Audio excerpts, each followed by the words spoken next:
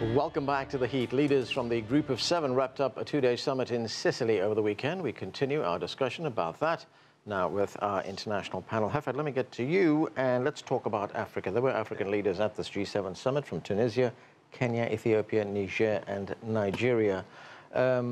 Italy, the host nation, wanted to see a more intensive discussion, a more expansive discussion on what can be done for Africa, what Africa should be doing. Was much accomplished in this at this meeting? I'm afraid not, because the entire discussion or the narrative that I've been hearing, it's been there for a long time, including the idea of creating economic zones for Africa to stop the migration and so on. These are long-term discussions that have not really produced anything concrete yet.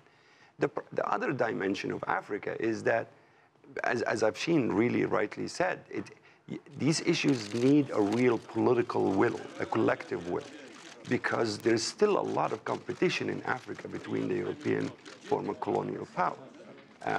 Unless you settle that and come to an agreement of how you're going to support the continent. And you know, if you keep it like this, the French, the British, the Italians, the Belgians, and so on, each one of them still has a lot of influence in Africa, and it's not very happy about the others moving in on its territory. Look at France, for example, with the issue of Niger, Mali, and Chad. It does not really allow a lot of sort of even support or cooperation from others. It sees them as a part and parcel of its heritage or its long-term vision. So there is an incredible potential in Africa, but it needs a real vision. It needs something higher than this petty politics that we are in today. And a long-term plan, as Afshin pointed out as well, because then you might then see that as a solution. And then you also have now the Chinese moving in Africa in a very powerful way. So if you collect even the power of the Chinese into this, you can do something serious in Africa. Otherwise, it's going to be difficult. And this is a G20 conversation more than a G7 conversation. Yeah. Matteo, the question of terrorism. Europe's been very hard hit by terrorists. Did the G7 accomplish anything towards dealing with terrorism? Again, far too little. This was, if you want, the easy bit, in the sense that there was this declaration in the early stages of the G7, where all G7 countries agreed to strengthen their efforts, their commitment to work particularly on issues having to do with cyber terrorism and terrorism, the spread of hate online. It was also a gesture of solidarity towards the UK and Prime Minister Teresa May because of the Manchester bombings, but again, we didn't go much beyond that. That is really a technical issue that I believe will have to be played out in the coming months, and especially in the next couple of years, for instance, when it comes to the relationship that the United Kingdom and GCHQ, one of the intelligence agencies in the United Kingdom, will have with the rest of the European Union, with the Europeans, once the UK leaves the European Union. But this is fundamentally a technical issue, a technical and political discussion behind the scenes. So what, leaders did what they could have expected to do, but not much more than that. Afshin, if we look at this G7 summit, here we had a very different United States leader representing this country there in Donald Trump. It was also something new for Teresa May. It was her first G7 summit. Emmanuel Macron, same for him, from France. Do you see the direction of what the G7 does changing with these new leaders there? That's a good question, Anand, and I think that the real wild card here is President Donald Trump, because with Teresa May and Emmanuel Macron, they're not radical departures from the political centers of their countries, whereas President Donald Trump is a radical departure from the political center of his country, particularly on some of these foreign policy issues. So I don't necessarily see the G7 changing, guys. What I do see is each country is going to have to figure out how they're going to deal with this new entity, this new wild card of President Donald Trump. And we see Emmanuel Macron praising him as a good listener.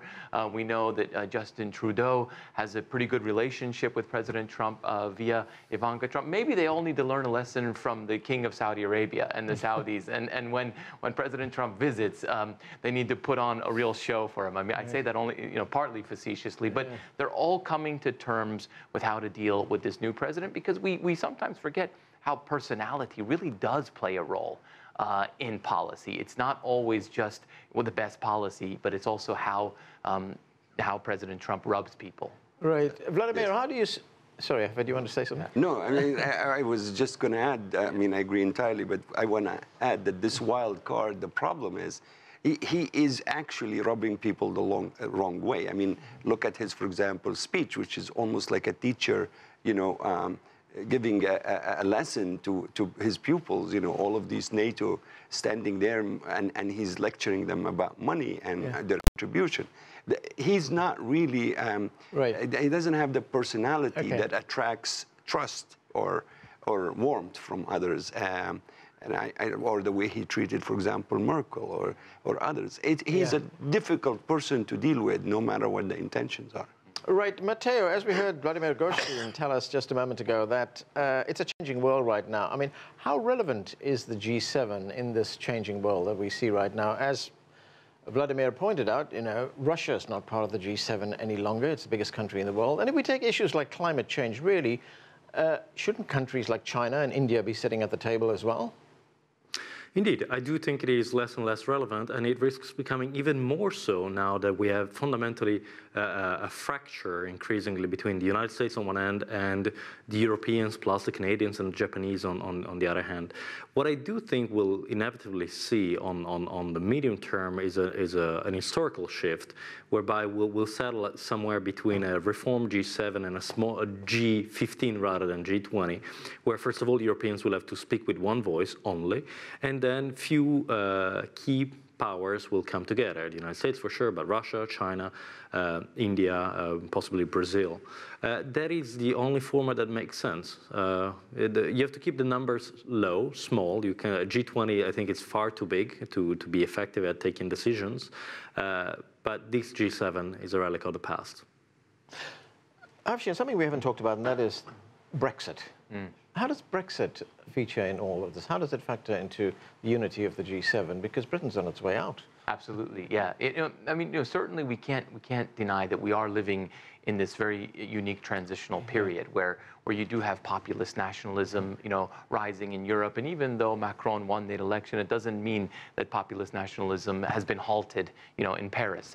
And I think, when we see Brexit, what we saw was a population in the United Kingdom saying that, we don't buy some of this post-World War II international architecture that we're talking about, and it hasn't served us well. And so I think that it plays a role because all of these, elected political leaders are going to be scared of future Brexits in their own countries. Vladimir, when we look at the G7, other organizations like it, do you see a slight shift or maybe a big shift in who sets the world agenda right now, that the United States may be giving way to countries like Germany right now?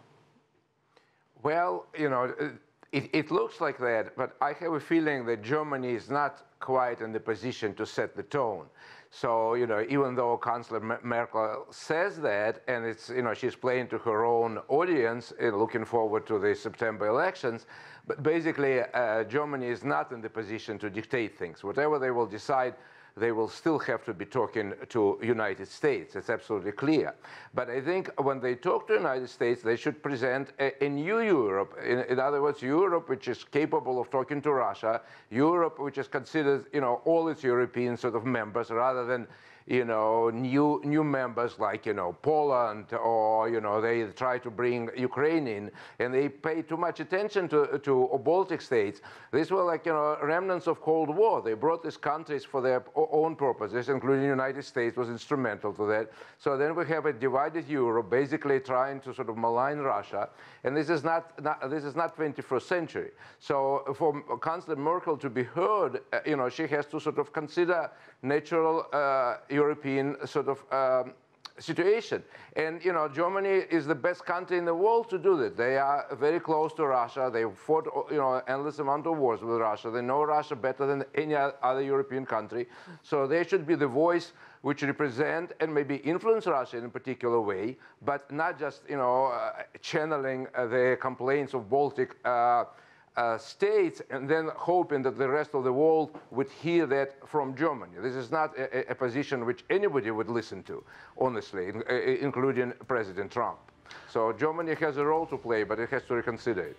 Okay, and that's where we have to leave it. Thanks to all of you for being with us.